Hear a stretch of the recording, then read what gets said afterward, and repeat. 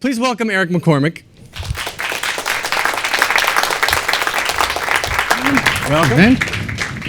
Hello. So the show is very different from what I typically watch, in that I guess it deals with a lot of mental illness and people with those sorts of disorders. I mean, what made you want to tackle this kind of show?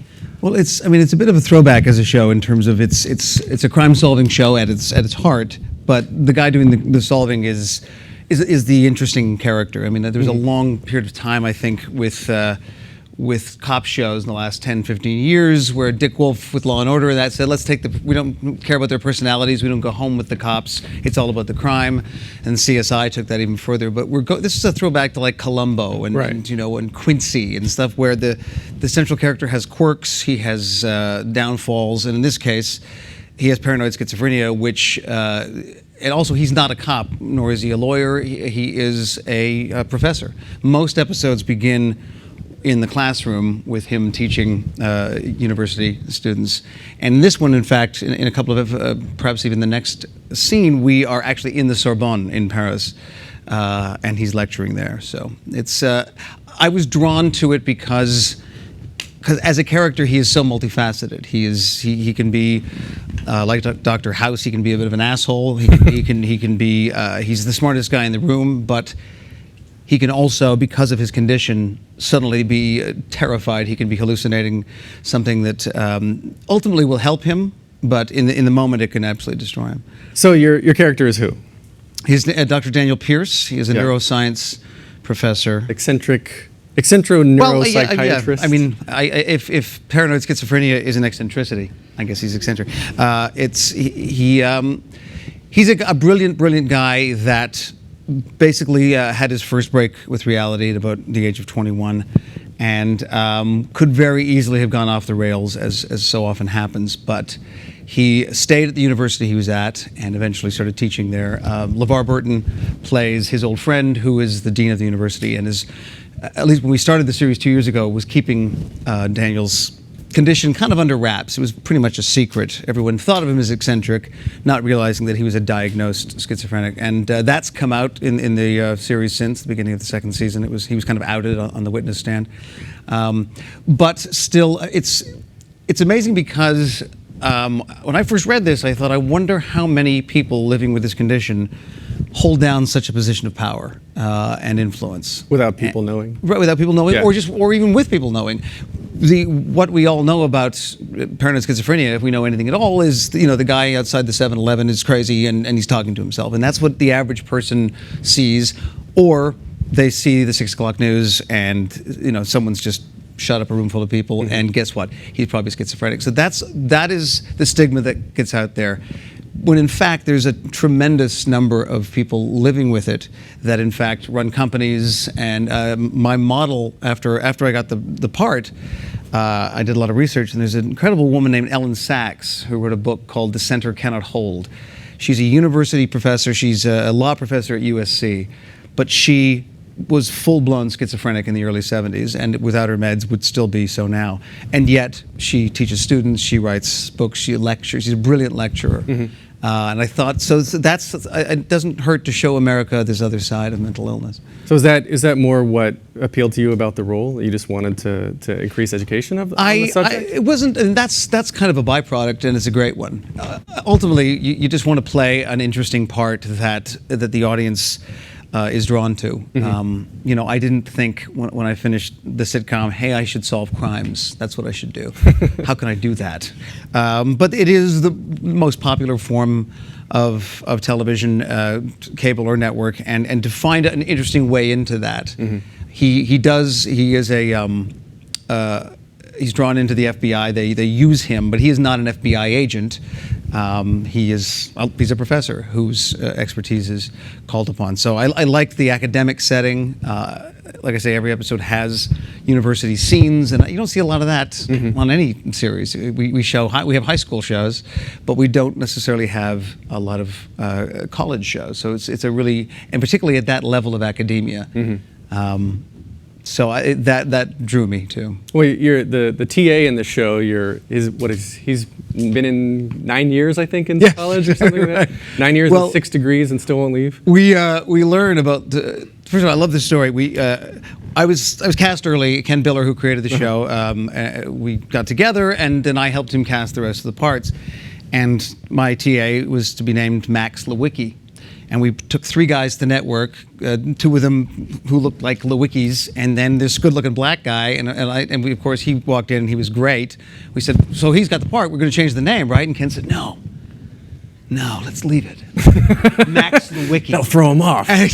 So, of course, we waited a long time, like deep in the 2nd season, before we finally explained that he was adopted by the Lewickis or whatever. So, I'm always yelling at him. He's quite beleaguered, but it's fun to shout Lewicki and have that guy walk down. It was R.J. Smith, right? Is his R.J. name? Smith. Yeah. From Nickelodeon's Journey of Alan Strange. Yes. Yeah. I'm sure some people here. Apparently, the young people liked the show. Yes. He was actually like a kid actor. Really? That has grown into this lovely guy. Oh yeah, I love him on the show. He's always like right there. Yeah. Giving you the 1-2 punch, I guess. Exactly right. But is that weird? Like, what in the show made you decide to make him kind of like sort of a nurse to you? Well, actually, he literally, it is revealed. It was revealed in the 2nd season, but we explore it more this season. That's literally what he was. We met because I really did. The character 5 years ago had a complete. He went out of his mind and was hospitalized for 6 months. Institutionalized. Spoiler. Well, yeah.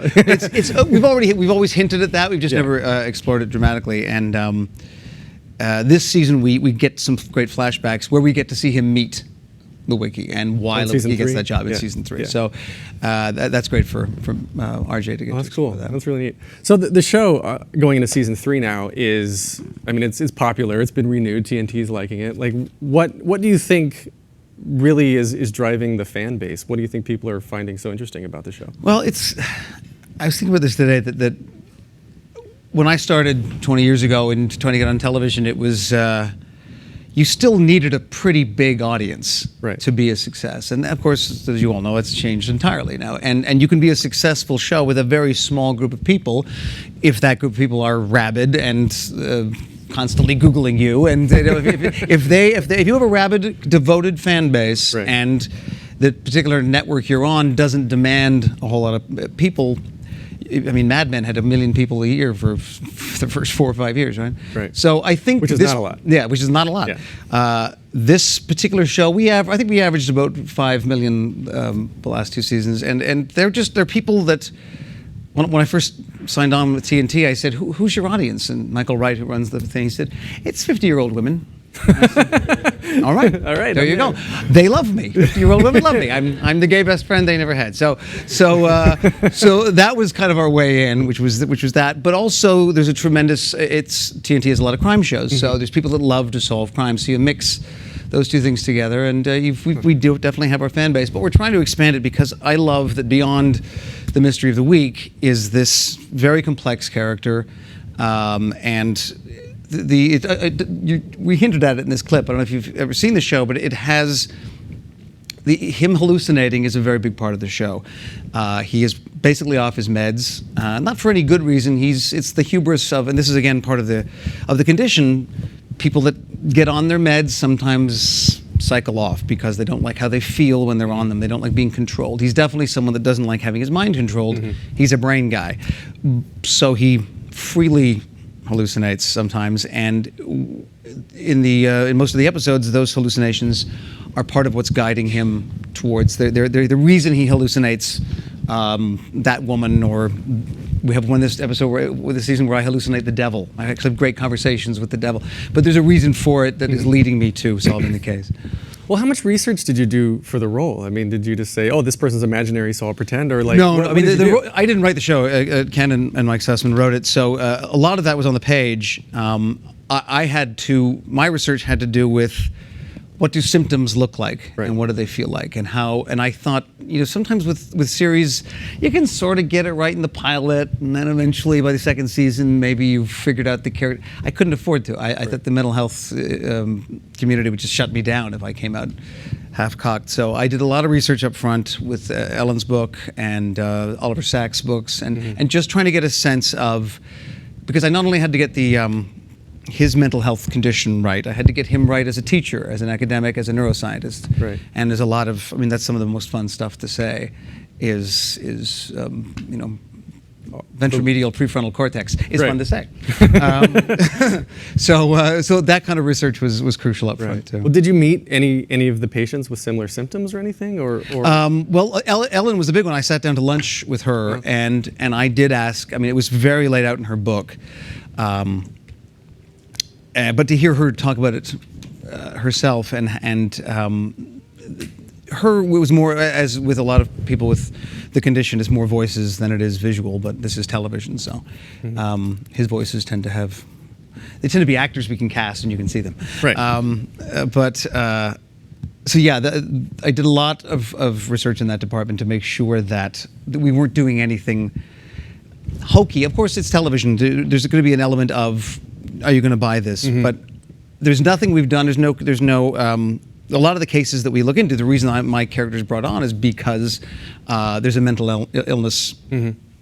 Someone looks like they're crazy. Well, actually, they're not crazy. They have this condition, which made it look like they were confessing to something that they didn't do. Well, it's always you. It seems like it's you convincing or changing the mind of somebody who is convinced of based on a preconceived notion, I guess.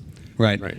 And so it's not just that through the character we get to see layers of him, we get to see through his expertise all of these other conditions. And it's becoming, as we know, a huge part of the legal system now, that, it's not black and white anymore. You don't just plead insanity or not plead insanity. There are so many conditions that are now recognized medically that are they're going to come out in the courtroom as a defense.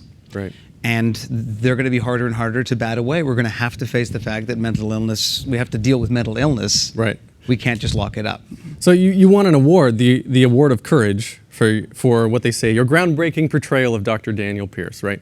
So what is that award? Why? It was why did they give that out? the neuroscience department at UCLA that gives various awards every year. But there's one for media and accurate representations of their work in the media, and this was more for the portrayal of mental illness more than it was the neuroscience. But because they like it, I thought it kind of covers both. But the beautiful thing was it was presented by Ellen Sacks. So nice. the fact that she got up and said to the world, what he's doing is accurate and true to what people living with it go through, it meant a lot. So how do you play this character? I guess how do you prepare for this character differently from other things that you've done? There's a frantic state of mind that is not hard for me to be in, unfortunately. He very rarely is at peace. So it's about energy. It's about coming in with a lot of it, and understanding that that's what he's always trying to tamp down. It's not just the voices, but the paranoia, the fear. The fear is very real. And the one I thought this piece of writing was great, particularly once I met Ellen, was in the classroom. He's a rock star. In the classroom, he's got his students. They love him. It takes me back. I don't know if They're throwing themselves at him. I'm probably the oldest person in the room, but there was a show called The Paper Chase in the late '70s that John Houseman played this legal professor, and I remember the classroom scenes. It was very but you were riveted to him because you watched students riveted to him, and it's kind of the same thing here too. He's fun and he's funny and he loves the jargon. He loves teaching. He gets outside the classroom. In a group of people, he can be a complete basket case. Right. So you also direct and produce this, correct? I am a producer on it, and I just directed an episode this year, which was which was great. The second episode of season 3. I Second is the think? one that Yeah. follows this Yes, Paris yes, yes. episode. Yeah, we're in Paris because at the end of the last season, I quit my job, as you can see, and followed this woman that I love, and Who is real, who is real. which But the blonde confused yes. me for a while. Well, she's the girl.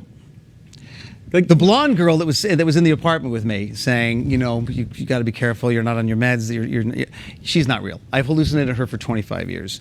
She is a girl that as we learned at the end of the first season, because the whole first season, the audience knew she wasn't real, but it's like, why is she? Am I hallucinating someone from my past? Am I hallucinating an ex-lover? It turns out it was a girl I saw across a crowded room and never met. But from that day, that was pretty much the day I had my first break with reality, and I started, in my mind, dating her and calling her. And you're in love with the idea. I was in love with this, and who became very, very real. And at the end of the first season, it was a really cool episode. We met. Kelly Rowan played both parts, the woman I've been hallucinating for 25 years, and the real woman who I never saw since that party is my doctor. After I lose my shit one day, I'm taken to the hospital, and there's Natalie, and I'm like, they're giving me medication. Why am I still seeing you? And she's like, we've never met, Dr. Pierce. My name is Caroline. And it was great just to realize that sometimes, when you see someone talking to themselves in the street, they're talking to someone very real. Maybe their own father. Maybe somebody that is, as far as they're concerned, very, very there. And I think that's also helps to remind an audience that it's for what they're going through. It's absolutely here and now. Well, let's get back to the producing part of it. The producing part. That's the original question. Yes. So when I came on with Ken, I just said, look, you don't need my help producing the show, but I think I need to be a guardian of this character in a way that he's writing the show. Ken is up there with so as I'm working with different directors, it's crucial that somebody on set be guarding the heart of the show. So what does a producer do exactly? A producer can do any number of things. I mean, you can give money, you can give $1 million and never do anything else. Is that the executive producer? Yeah, well, exactly right. I just did a movie before Christmas, an independent film with Parker Posey, and one of the producers is Lars Ulrich, the drummer from Metallica. He showed up one day to say hi. I think he just gave some money. You know what I mean? Right. So he's still a producer. You can be the person that owns the property. You can buy a book and say, I'm going to make this into a movie. You never have to do anything else except own that book, and you're still a producer. Whereas the guys that make our show happen day after day after day after day are a different kind of producer. I mean, they are hands-on making the show happen. Ken, who created the show, is the executive producer because the words come out of his head. And in my case, like I said, I produce it by helping to cast it, by when the show is shot, helping to edit it and have a say in how it comes out. So that's really neat. Okay, so the show is set in Chicago. Yes. You film in L.A. Are there any challenges with that? Well, there's a few. There are no palm trees in Chicago. So there's certain places we just can't point the camera anywhere. Like, oh, Christ, what are we going to do now? But there's that. Plus, I decided, we shot the pilot in Toronto, which is where I'm from, which was great. All those university shots are the University of Toronto. Oh, really? Okay. And so we had to recreate that in LA. There's no buildings in Los Angeles that look like that, except for one church in Pasadena. So that's where we shoot now all of our university stuff. Even the internal shots? No, the internal is all a set, but the external, when I'm outside on benches and beautiful trees, that's all this little church courtyard, which is cool. Hysterical. That, and I also decided that, based on my research, someone with this condition, particularly someone not on their meds, they need routine. They need the comfort of things not changing, which is why, I don't know if you saw in that scene, what I'm listening to on my headphones, it's a Walkman. It's a Sony Walkman that he's had for 25 years. The sneakers he's probably never changed. And that coat and scarf were in the pilot, and I said, I think he always wears this. This is his armor against the world. And in Los Angeles in June, sometimes I hate myself. So, well, you're saying that the character, I guess, the people with schizophrenia like to have stability and things not change. They need it. Is there a link to OCD as well with that, or is it distinctly different? They are. I mean, with OCD, it's. and I'm not going to become a scientist here because I just play one on TV. But I mean, I'm sure there's definitely a link. In this case, though, it's more about just not letting fear rule you, and having control. Paranoid schizophrenics generally feel out of control. So they cannot control what's around them. Because they legitimately don't know what's real and what's not. Well, I mean, it does vary in degrees. Like, for instance, most paranoid schizophrenics, and I shouldn't use that term, people living with paranoid schizophrenia don't necessarily hallucinate visually. More common is voices, sounds, even that kind of thing. So it does vary. But what was the previous thing you said? Something about challenges of filming in LA? Oh no, the OCD. The OCDs, yes. Whereas I think OCD is also a need. It's a need for control too. A need to control your environment as best you can. Right. So the creator of the show, what was his idea behind even bringing it into conception? I mean, does he have somebody that he knows that living with similar symptoms?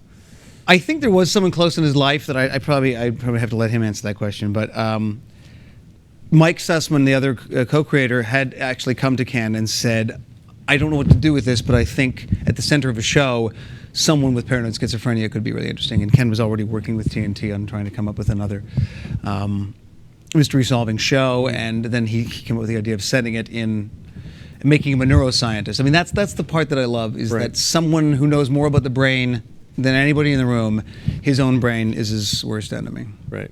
I always feel like there's a little bit of, I guess outside of the classroom, the character is always slightly just holding back, being incredibly mean to somebody because they feel they're intellectually, the character feels that the person is intellectually inferior.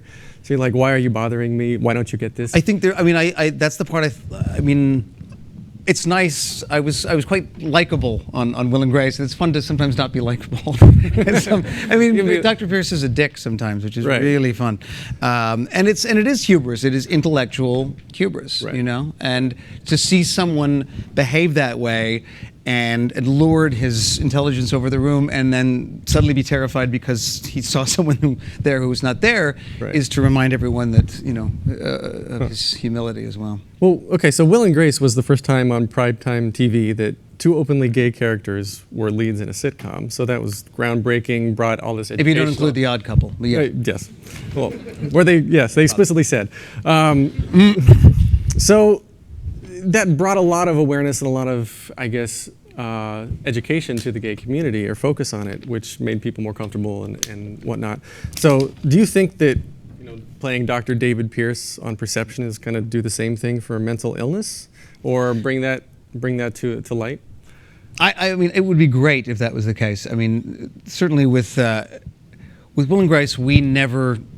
I mean, it was a sitcom, and it was an outrageous one at times. So we didn't pat ourselves on the back ever with, "Hey, look what we're doing." The time took that, and last year the vice president said on Meet the Press that, out of the blue, we said because they were talking about gay marriage, and he said he thought that Will and Grace had done more to educate the American public on and that took time. That took the show. We started in '98, so hopefully. With a show like this, there'll be other shows and mental illness. We'd have to. I mean, the last few weeks of school shootings and everything else. I mean, every time, as soon as it happens, it's not the gun's fault. It's mental illness. It's like, okay, guys. Well, if that's the case, then what are we going to do? How are we going to increase the funding and increase the awareness and help these people before they get lost in the system? So this show is not going to cure that overnight, but hopefully it's putting that idea into people's minds that not everyone with the condition is dangerous, and that the more educators that we have and the more education that we have, the better. Yeah, it seems to me that it's easy. I mean, just like anything else in the world, I'll get on my political high horse for a second, that it's very easy to just ignore things and pretend they're okay and let somebody else deal with your problems. And then as soon as there's like a school shooting or something statistically relevant that says we need to pay attention to this, people are like, I don't know what they're talking about, right? So your character in Peception, I think it speaks to that a lot. And it might not by itself. Well, it might not by itself like make a big difference, but it could. It's what like I the do melting like of the is iceberg. that I would say out of, say, we're doing 15 episodes this year, probably out of 10 of those, there is someone who is either wrongly accused because of a mental illness, or the mental illness is not something easily diagnosed. It's something that takes his expertise over the course of the episode to go, it's this. So in the end of an episode, an audience has learned that much more about a condition they would never otherwise have heard about. Right. Much as people do with physical things on ER or Grey's Anatomy, you walk away going, oh, I never heard of that. But with this, it's like, well, guess what? There really is something called aphasia, where where people can't recognize a face or whatever it is. Right. Interesting, and it also helps people, I think, to feel less alone, because everybody's got something. I mean, like, Right. a quarter of the country is technically depressed. I mean, it's like everyone's got something that actually qualifies as Or falls on the mental Asperger's illness. scale Yeah, somewhere. or in the spectrum. I mean, Yeah, yeah. it's becoming more and more part of the conversation in ways it never was 25 years ago. So are there actual everything on the show, is it actually real? Like all these Yes. diagnoses and everything? So do you have a consultant that's with you in the writer's room or on set with you? Yes, we do. We have David Eagleman, who wrote an incredible book called Incognito: The Secret Lives of the Brain, or The Secret Life of the Brain, which was he is kind of what Pierce would be, I guess, if Pierce didn't have this condition, because Eagleman's like in his 40s and he's kind of a hip neuroscience professor and author, and his books are about the aspects of the brain that we don't think of. Just cool stuff like, I remember the first time when I read it, the first fact that jumped out at me, that the brain cannot process what's coming at you, for instance, as fast as a fastball comes at a pitcher. So the idea that a pitcher chooses to swing or chooses not to swing at a fastball, the batter, is a fallacy. There wouldn't be enough time to choose. It's instinct, it's physical instinct that makes them go, because the brain is slower than. So that's why they get hit in the head when it's a straight pitch. That kind of thing. They don't have enough time to react. Just something like that. So to have a guy like that, the writers do their research, they come up with stuff, they write it, they write the lingo, the lectures, the diagnoses, and then he will go through every script and say, yeah, that's not how he'd say it. But. Well, how does that work? Did you go through and you're like, all right, let's do this disorder. All right, let's write about it. Kind of. I mean, it's once you realize, hey, they picked us up for another season. Right. We need 15 disorders. Go.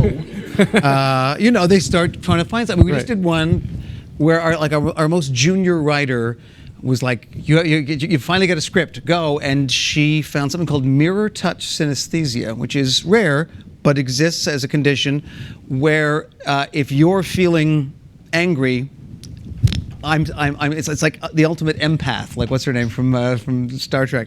It's total empathy. So I would feel your anger, and if you were feeling nauseous, I might throw up. And we did a whole episode on not on that condition, but her condition leads us. She's witness to a crime. Right.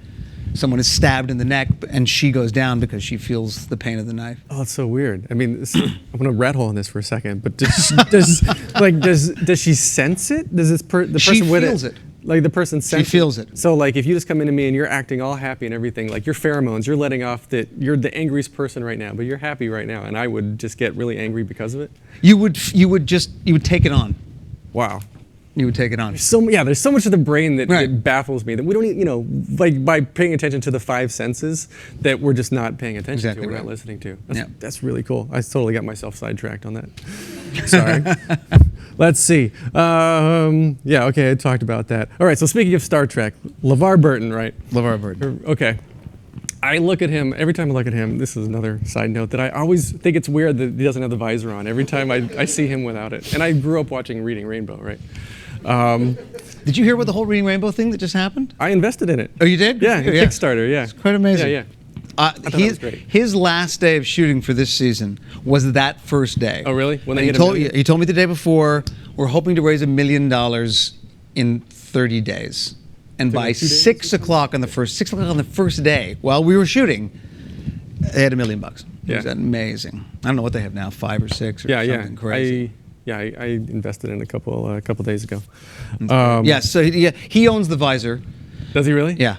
I love Lavar. Lavar directed 2 episodes this year, and we have so much fun with that. I have not. I think he might let me if I asked, but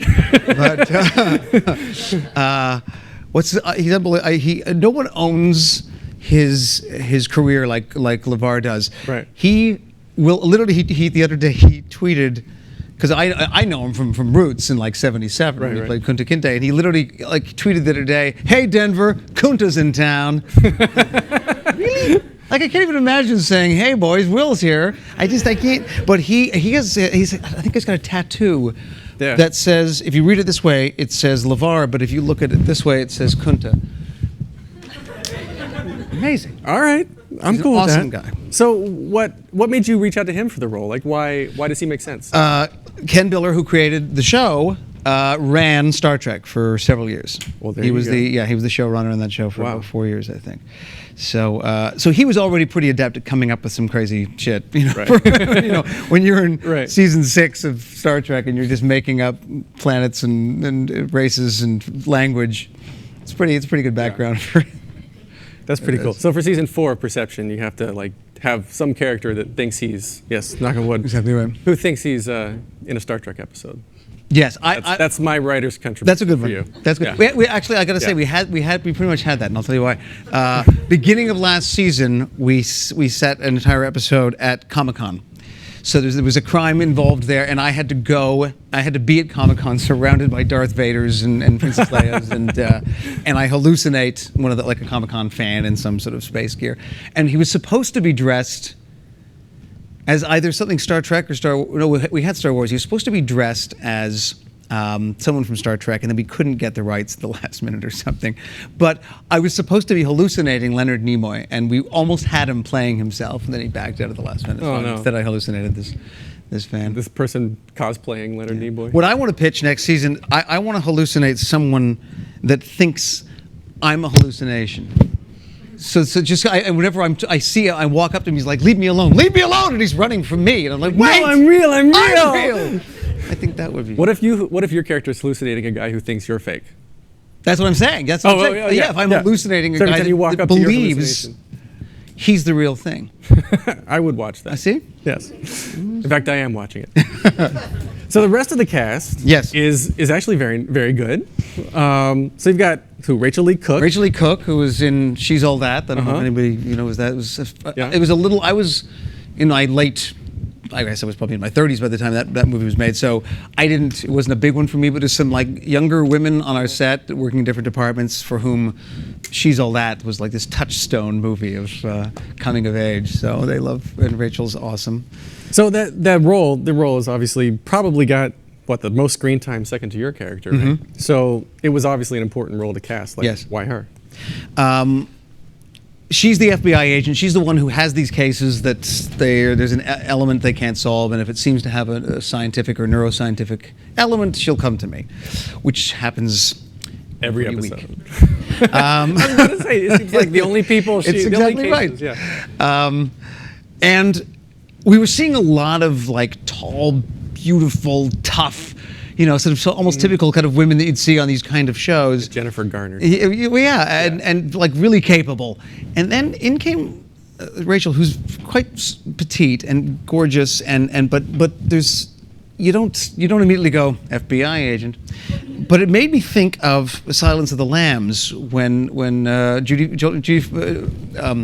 Foster when Jodie Foster was standing there. I think they were at the morgue or the funeral home, and there's like 5 or 6 state troopers standing around her, and they're all like big guys, and she's this big, and they're all staring at her like, who are you? What are you going to do? And I remember just thinking how it illustrated how much of a mountain she had to climb. And that's kind of what we wanted. We wanted someone who was constantly trying to prove herself in a man's world in this very sort of misogynist FBI. And that bringing me in helped that I wasn't, my character's hardly macho. So she came in with a kind of a sense of humor. She's a very ironic delivery. She's a very funny girl. And her audition just was... It just sort of set the room on fire. It was really So in your head, when you saw the character on paper first, did you have a different idea of what it would be before she started putting it out there in the real world? Well, the other thing was that she's supposed to have been a student of mine. And there's a little bit of that, what I call the "don't stand so close to me" relationship, Right. which, God, my references are ancient today. What the fuck?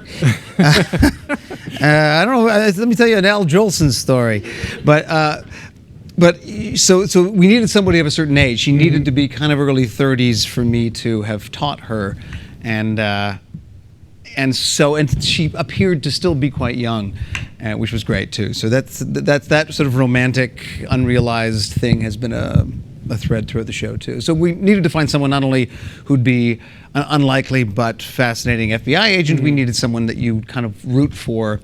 I learned early on, you know this term shipping? So you know you're on the internet, but I didn't know it. So it's for those that don't know, it's mostly young women that watch shows like Bones or The Mentalist and root for these lead characters to get together, and they root for the relationship. So they start shipping these shows and tweeting them all the time and creating blogs about them and fan fiction and everything. So I thought, I want this to happen right away. So when I'm not wasting any time here. So as soon as the show started, the show premiered 2 years ago, and I was actually here in New York doing a show on Broadway, and I got Twitter at that point for the first time, and I just started tweeting constantly, "Start shipping us, everybody! Don't you want us to sleep together? I don't even see the show yet, but you're going to really want us to sleep together eventually, so tweet." And so it kind of started, and now that she's in the shower with Donnie, with Scott Wolf there, as we saw, there's a lot of Party of Five. Yeah. He's another awesome guy. People there's a lot of shippers still going, "Why is she with Donnie? I don't like her with him." Like, I wonder, what is it from Twilight? The club whatever and the club other Exactly guy. right. Club long hair and club shirtless. Or, I don't know who they are. But I don't watch the show. Yeah. So if you guys have any questions for Eric, please use the mics over here. Because we've got a few minutes left. I want to hit on the Broadway that you just mentioned. So your past life, you've been a Broadway. Well, the theater was definitely my start. I mean, I didn't even audition for television until I was almost 30. It was my 20s were spent in Canada at the Stratford Festival doing Shakespeare and regional theaters across that country, and I did The Music Man here years ago. And then this last one I did was incredible. It was a revival of Gore Vidal's The Best Man, with James Earl Jones and Angela Lansbury and John Larroquette and Candice Bergen and Michael McKean. It was this incredibly big and wonderful cast. And I got to play a real asshole, which was just awesome. Sort of, it's a political piece. It's two guys running for the same party, though one seemed very, very liberal. That was the John Larroquette character, and I got to be kind of the Republican asshole, which was so great. It was just awesome. Do you like playing the asshole versus the nice guy?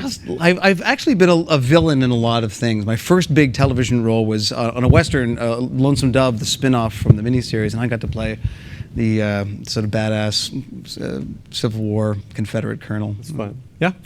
Hey, well, thanks for coming. I used to watch Will and Grace all the time, and I remember one episode that you guys had where you filmed it live, and yes. You guys were hysterical laughing the whole time, which was very funny for the I was not. Messing was dying to be Carol Burnett, so she was determined to fall apart. Yeah. But I assume that always filming Will and Grace must have been like the funniest thing every day. So I was just curious how your experience filming a more serious show was compared to something. It's definitely two different muscles. I started in drama. I mean, I started in that was my comedy was this other thing that I thought that must be fun. And when I finally got to LA and started auditioning for sitcoms, it was an entirely other world. It is. I mean, we had a tremendous amount of fun, particularly because everything was shot in front of a live audience. We shot an episode in 4 hours in front of a studio audience, who by second, third season were had their tickets for 6 months, and so they were excited to be there. And I realized very early on that if you fuck up in the first scene, they love it. So I'd start throwing F-bombs around, and they were like, "Oh my God, Will just said that." So it was fantastic. So that's why if you Google Will and Grace outtakes, sometimes they're funnier than some of the episodes because we had a lot of fun, and we still have a lot of fun on this show, but it is an entirely different. It takes 14 hours to shoot in a day, and it's not as funny a subject. Right. Thank you. So how did you get your start though? So you started out doing theater in high school? And yeah, I did a play in first grade. It kept going from there. It was always the theater. bug. I didn't do like commercials or anything, but I went to high school with Mike Myers outside of Toronto. He's Canadian, yeah. Yeah, so we knew Yeah. each other a little bit, but he was like already in Canadian television when he was like 9, 10, and he was doing commercials and episodes of things. And but I was strictly just theater at school and competitions, skit competitions and stuff. But 11th grade is when it sort of I did a production of Godspell, and that was, Who were you in Godspell? Christ. As I affectionately call him, Christ. It changed everything. It was like, because it's kind of a rock musical compared. We've been doing Annie, Get Your Gun, and all those old-fashioned things, and all of a sudden to have my peers who had never really accepted me, I was not an athlete or anything, suddenly like forced to watch one of the songs at an assembly, and at the end of it, they jumped on their feet and cheered. I was like, oh, okay, I can do this. This I can do for a living. So you sang? I sing. Yeah, of course, because you were a Music Man and everything as well. Yes. So you just did a concert?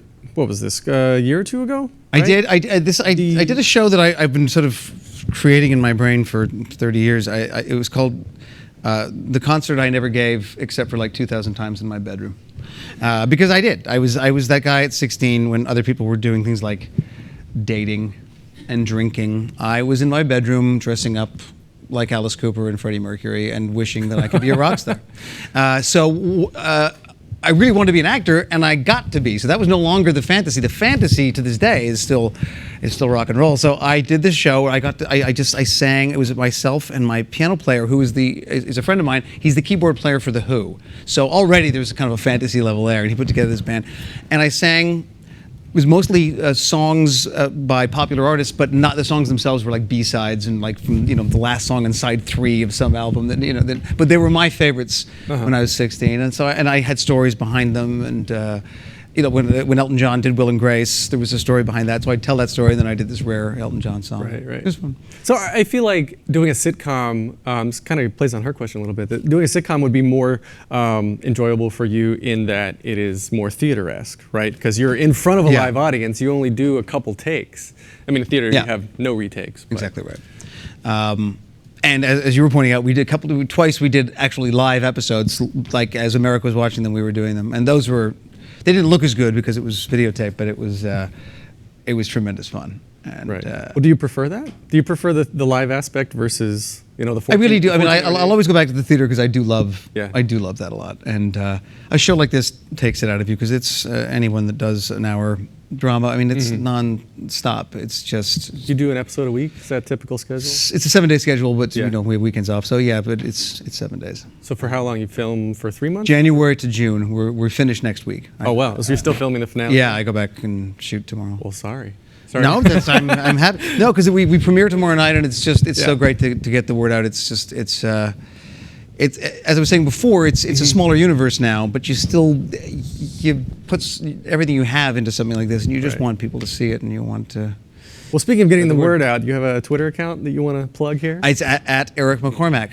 And yes, please. So I've got 70,000 loyal followers, and I want more. Oh, we had a question jump up. Yeah. Hello. Hi. So I'm a really big TV fan, so I watch a lot of different shows. And Will and Grace is one of the earlier ones that I watched when I started about 6 years ago, just watching all the seasons that I could. And the Emmys have changed a lot since you and your show have been nominated and won and everything. And I was wondering what you think about the Emmys today and how television has kind of changed since you kind of done sitcoms versus now doing a drama. Well, I mean, it's. Jim Parsons from, I think Big Bang Theory is the closest thing to what we used to do that is on television now, and he's brilliant. And so when I see that kind of show win, I go, well, that's not that much has changed. But certainly in terms of drama and what cable is doing, it's changed entirely. I mean, I think almost everything nominated this year was not from a network, Mm-hmm. But I think that's okay. That old way has to go. It benefited those of us that were on popular shows because we got a big number of people. There was less to choose from, but those days are gone. I mean, everyone in this generation with Google and everything else, we can choose whatever we want. So on your cell phone. On your cell phone. Yeah. So the Emmys are in and of themselves going to become less representational of what's really out there. I think it's nowadays, if I were on a great cable show doing great work and still not nominated, I wouldn't take it all that personally. I mean, there's just too much good stuff to choose from. So I don't know how that could change. There's still only ever going to be 5 nominees, and they will not necessarily represent what everyone's watching. They actually recently said that they might consider doing a best show, which combines both the best series categories together, because there have been like changes. What would you think about that? What do you mean best show? They would just, so for instead of best series, like best comedy series, best drama, they would combine it into 10. How do you think that would? I find that weird. It was a weird little theory that people had out there, but Yeah, I find that strange. Was this the Emmy Faniverse rumors? Yeah, because I think a comedy and a drama are very different animals, you know. It was always very strange. Was it the Golden Globes or something? Will and Grace has the record for the most Golden Globe nominations with no wins at all. It's true. Look it up. 25 nominations, none of us ever won. And every year we go, we have the same table, and Max, who created the show, every time somebody wouldn't win, he would grab his glass, and we'd all go, yeah, we'd cheers, and so the cameras would always come to us like we'd won, but we hadn't. Some other guy was walking up and taking the thing. But there was, I think it's at the Globes that the category for supporting actor is for everything. Best supporting actor on any television show, drama, miniseries. So Sean always managed to get nominated, and so did Megan, but always with this pool of like opposite Vanessa Redgrave or something. It's madness. So when you start to make it too small, the award starts to have less. I mean, for me, it meant so much, because the big show for me growing up was Get Smart, which was Right. I didn't see its original run, but I saw it in reruns in the 70s, and Don Adams won that award, you know. Actually, there's a famous story, I don't know if it's apocryphal, that on Emmy night, you know, the Emmys have the wings that are really sharp. And apparently he and Don Rickles got so drunk that Don Adams fell asleep on his Emmy and punctured his throat. It was bleeding all over his stocks. I don't know if that's true, but I love that story. But just the fact that... You said it here, now it's true. Yes, exactly Now right. it's on the internet. Back. But the fact that he won that award, and then 35 years later I won that award, the fact that I shot Will and Grace on the same lot that Seinfeld shot on, and on our stage Bob Newhart shot his show. I love that history, and Emmys is part of that. Thanks for the question. Great. Well, so the show premieres tomorrow, June 17th. Yes, it does. On TNT, which is channel 103 here in New York. At 10 p.m., the website is tntdrama.com/series/perception. There's a Facebook page /PerceptionTNT. There's a Twitter handle, PerceptionTNT, #PerceptionTNT. Exactly right. YouTube /PerceptionTNT, and there's even Get Glue. GetGlue.com/TV_shows/perception, and then That was my laundry list, sorry. oh yeah. Glue. Yeah, Get Glue. Right. Yes. And then you're Eric McCormack. I am, at Eric McCormack. Yeah, at Eric McCormack. So thank you. Thank you so guys much for coming. I really appreciate it. All right.